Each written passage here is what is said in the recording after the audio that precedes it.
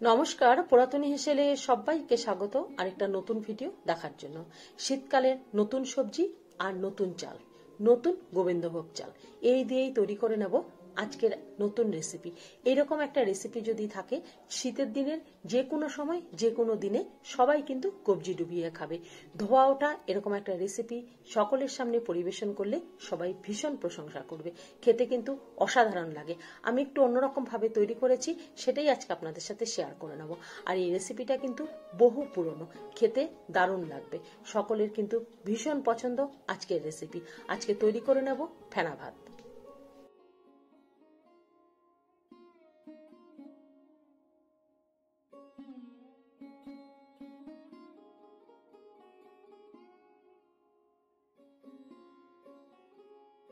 ফেনা ভাত তৈরির মূল উপকরণ হচ্ছে নতুন গোবিন্দভোগ চাল আর নতুন শীতের সবজি। নিয়েছি নতুন আলু, নিয়েছি শিম, সাথে নিয়েছি একটা টমেটো ও অবশ্যই এখানে কাঁচা লঙ্কা লাগবে, নিয়েছি কুমড়ো আর এই বেগুন নিয়েছি ভাজার জন্য। তবে অনেকেই এই ফেনা ভাতের মধ্যে বেগুন পছন্দ করেন, তারা এখানে নিজেদের পছন্দ মতন করে সবজিগুলো ব্যবহার করে নেবেন। নিজেদের পছন্দ মতন করে সবজিগুলোকে এখানে ব্যবহার করে নেবেন। আমি এখানে ফুলকপি দিয়েছি।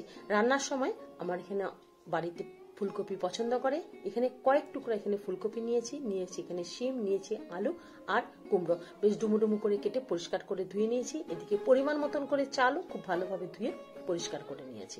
খুব কম সময়ের মধ্যে রান্না হয়ে যায়। কড়াই বসিয়ে দিয়েছি, তার মধ্যে দিয়েছি সর্ষের তেল, একেবারে সামান্য তেল দিয়েছি, তার মধ্যে অল্প একটু নুন দিয়ে নিয়েছি। এবার প্রথমে সবজিগুলোকে হালকা করে তেলের মধ্যে নাড়াচাড়া করে নেবো। এর যে কাঁচা গন্ধটা সেটা চলে যাবে, তবে কিন্তু ভাজবো না, হালকা করে একটু নাড়াচাড়া করে নেবো।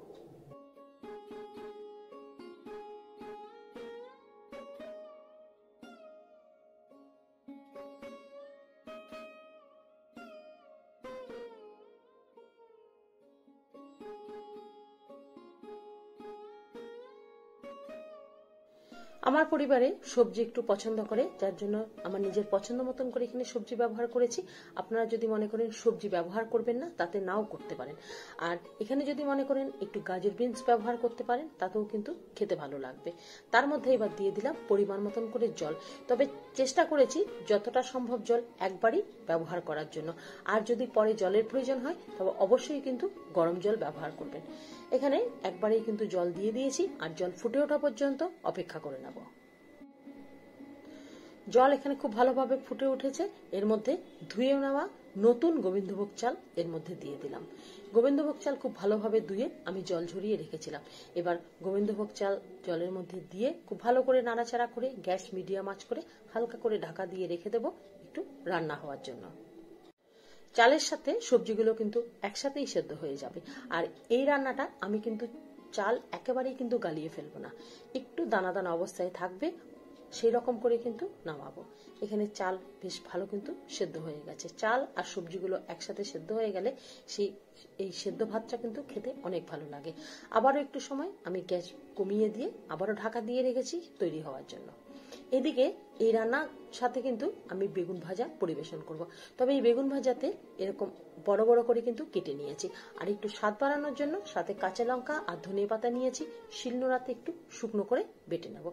আর এই বেগুনের মধ্যে নুন, হলুদ, অল্প একটু মিষ্টি, বেসন আর কাঁচা লঙ্কা ধনে পাতা বাটা মেখে বেগুনটা বেশ কিছু সময় রেখে দেবো, তারপরে তেলে ভেজে নেব। একটুও কিন্তু তেল থাকবে না। গ্যাস মিডিয়াম আঁচ করে রান্না করে নিয়েছি। এই পর্যায়ে এখানে আরেকটু জলের প্রয়োজন ছিল, আমি জল আরেকটু গরম করে আমি এর মধ্যে দিয়ে দিয়েছি। ভাত আমি কিন্তু একেবারেই কিন্তু গালিয়ে ফেলবো না, কারণ আমার পরিবারে ভাত একেবারে গালিয়ে ফেললে পছন্দ করে না। ভাত সেদ্ধ হয়ে যাবে, অথচ কিন্তু গোটা অবস্থায় থাকবে।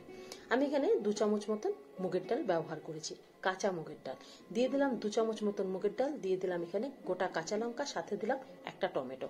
এবার আমি এর মধ্যে দিয়ে দেবো স্বাদ অনুযায়ী নুন আর দিয়ে দেবো অল্প একটু মিষ্টি। এতগুলো এখানে সবজি ব্যবহার করেছি যাতে পাঁচে ভাব না থাকে, তার জন্য এখানে আমি অল্প একটু মিষ্টি দিয়ে দিলাম। খুব সুন্দরভাবে কিন্তু নাড়াচাড়া করে নিয়ে গ্যাসটা কমিয়ে দিয়ে আবারও কিন্তু রান্না হতে দেবো। রান্নার সময় অনেক সময় একেবারে পাতলা করলে দেখবেন খাওয়ার সময় কিন্তু জল কেটে যায়, একটু ঘন করে নিলে সেই জল কিন্তু কাটবে না। আর ভাত একেবারেই কিন্তু আমি গালিয়ে ফেলবো না, একটু বেশ সেদ্ধ হয়ে যাবে কিন্তু একটু গোটা অবস্থায় থাকবে, সেই রকম করে কিন্তু আমি নামাবো। আর এখানে দেখুন জল ভাবটা আছে, সেই জল ভাবটাও কিন্তু থাকবে না। এই পর্যায়ে গ্যাসটা একেবারে কমিয়ে দিয়ে আরেকটু সময় আমি রান্না করে নেব। আর এখানে দেখুন সবজিগুলো সেদ্ধ হয়ে গেছে, ভাত খুব সুন্দর করে কিন্তু মিলে গেছে। আর ডাল প্রায় কিন্তু শেষ পর্যায়ে দিয়েছি, ডাল সেদ্ধ হয়ে যাবে, কিন্তু ডাল বেশ গোটা অবস্থাতেই থাকবে, খেতে কিন্তু দারুণ।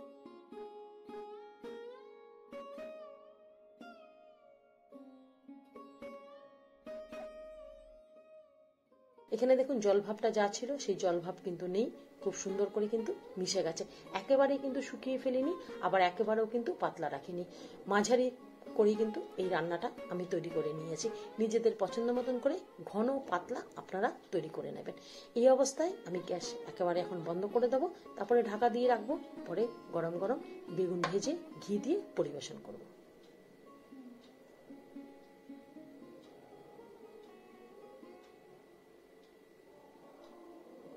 এই রান্নাটা খেতে হবে একেবারে গরম গরম, কড়াই থেকে নামিয়েই থালায় পরিবেশন। আর নিজেদের পছন্দ মতন করে ঘি, সাথে স্বাদ অনুযায়ী কাঁচা লঙ্কা, থাকবে সাথে বেগুন ভাজা, ব্যাস। আর কোনো কিছুরই কিন্তু প্রয়োজন নেই। শীতের যে কোনো সময়, যে কোনো দিনই বা সপ্তাহে 2-3 বারও কিন্তু এই রেসিপিটা খাওয়া যেতে পারে। অসাধারণ খেতে লাগে, আমরা সবাই কিন্তু তৈরি করে থাকি, আমি একটু অন্যরকম ভাবে তৈরি করেছি। যদি আজকের রান্নার পদ্ধতি আপনাদের পছন্দ হয়ে থাকে তাহলে অবশ্যই বাড়িতে তৈরি করবেন। ভালো লাগলে লাইক করবেন, শেয়ার করবেন, কমেন্ট করবেন, আর আমার চ্যানেলটিকে সাবস্ক্রাইব করবেন। এতক্ষণ আমার সাথে থাকার জন্য অসংখ্য ধন্যবাদ। ভালো থাকবেন, সুস্থ থাকবেন, নমস্কার।